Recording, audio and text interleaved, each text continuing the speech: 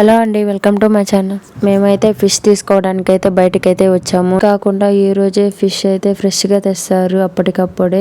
అందుకని తీసుకుందామని అయితే వచ్చేసాము. ఇక్కడైతే చాలా రకాల చేపలు అయితే ఉన్నాయి. మనమైతే కిలోలో హాఫ్ కిలోలు తీసుకోవడానికి అయితే కుదరదు. మనకు కావాల్సిన క్వాంటిటీని బట్టి చిన్నదైతే చిన్నది, పెద్దదైతే పెద్దది అయితే తీసుకొని కట్ చేసి బాగా క్లీన్ చేసి అయితే ఇస్తారు.